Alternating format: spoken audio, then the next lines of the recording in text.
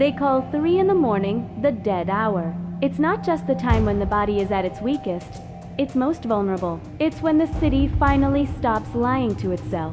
When the glitter and the noise fade away and all that's left is the raw, unvarnished truth of what we are. The air grows still, thick with unspoken secrets and the low, rhythmic hum of industrial ventilators, breathing in, breathing out, like the city itself is on life support. Somewhere in the distance, the lonely wail of an ambulance siren echoes through the concrete canyons. A sound I know all too well. It's a promise, a warning, a lament for a life about to be irrevocably changed. Here, in the cold, sterile quiet of Mercy, Falls General, the dead hour has a different meaning. It's when the ghosts come out to play, not the kind that rattle chains or whisper from beyond the grave, but the living kind, the ones who haunt these halls, their faces etched with the stories of the night. My name is Elara. But around here, they just call me the ghost.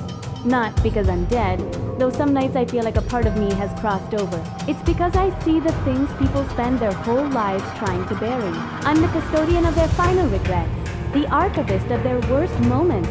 While the world sleeps in warm, safe beds, dreaming of tomorrow, I walk these corridors, carrying the weight of their consequences. The floor is so polished, it looks like a black mirror, reflecting the cold, flickering fluorescent lights overhead. Each step I take feels like I'm walking on a frozen river, aware of the darkness just beneath the surface. I've seen the same story 1,000 times, just with different faces and different names. A wrong turn down a dark alley, a split second of white-hot anger that can't be taken back, a bottle of regret that was emptied one sip too many times. The narrative is always the same. It starts with a call, a frantic, distorted voice crackling over the emergency band. A puzzle of panic and pain that we have to piece together against the clock. Then comes the sound, the heavy metallic thud of the ambulance bay doors opening. A sound that always brings a gust of wind and rain, as if the storm outside is trying to force its way in. And with the storm come the patients, their bodies broken, their stories bleeding out onto our pristine floors. The red and blue emergency lights pulse against the walls, turning the sterile white into a shifting canvas of violet and crimson, a silent disco of impending tragedy. These hallways have a memory.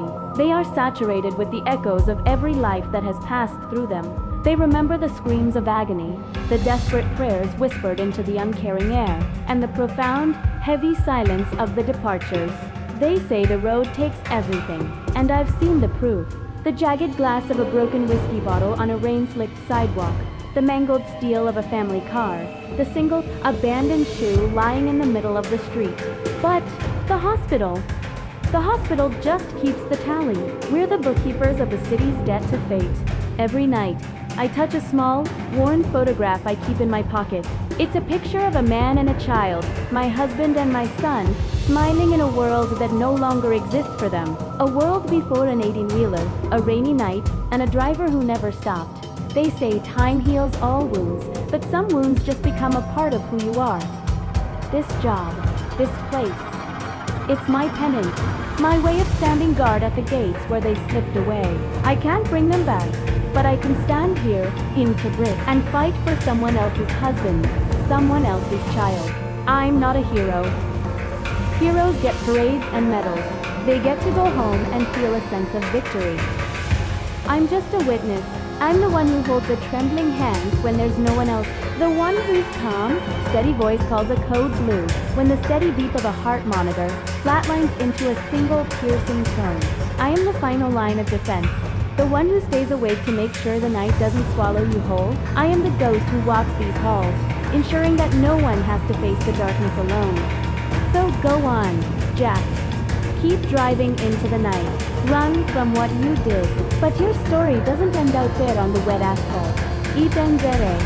And I'll take it from here. I'll pick up the pieces you left behind. Because in Mercy Falls, the ghosts don't rest. We work the night shift.